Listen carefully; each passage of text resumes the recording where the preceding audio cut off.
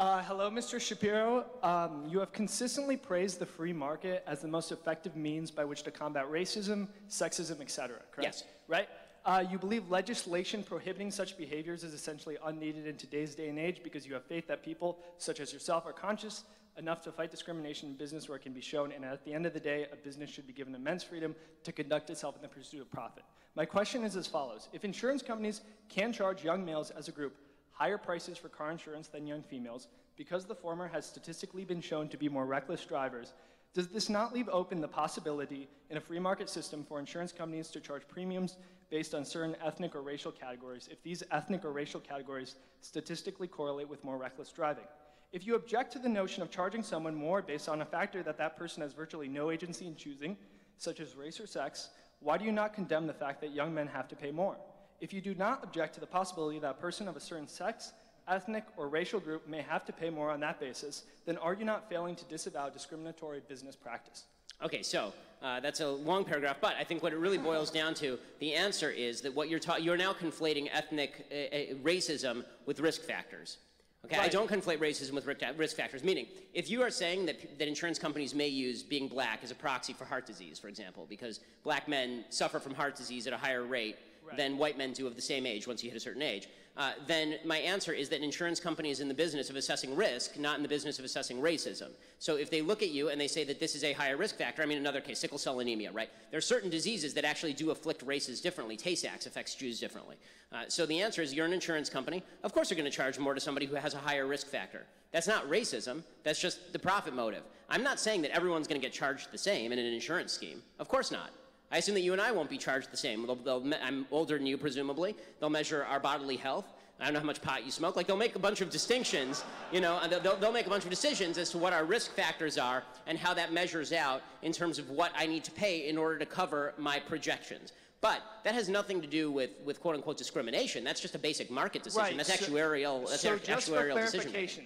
so there was a study in which, I forgot what organization of the United States federal government did it, but Native Americans in Arizona were found to have, you know, to essentially be engaged in fatal car crashes at a higher rate than any other group. Okay. You think it's perfectly permissible for insurance companies to charge someone a surplus, just charge someone an extra premium by virtue of the fact that they are Native American in Arizona?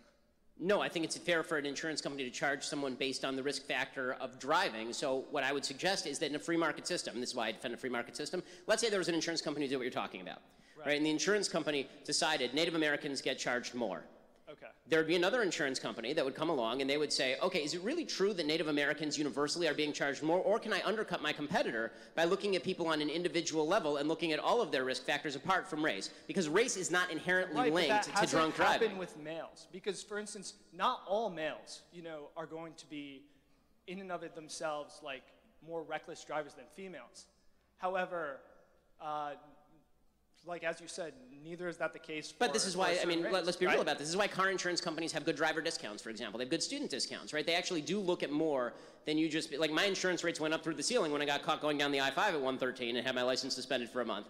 They've gone down since because I haven't had a ticket for 5 years. So, you know, this is, so the point that I'm making is that if you are suggesting that, if you're trying to line up discrimination with market-based profit, if your question is that, can you imagine a situation in which a business makes more money by discriminating, and would that be okay? Then the answer would be, it's a business, you can do what you want in a free society, and I have no right to use your services.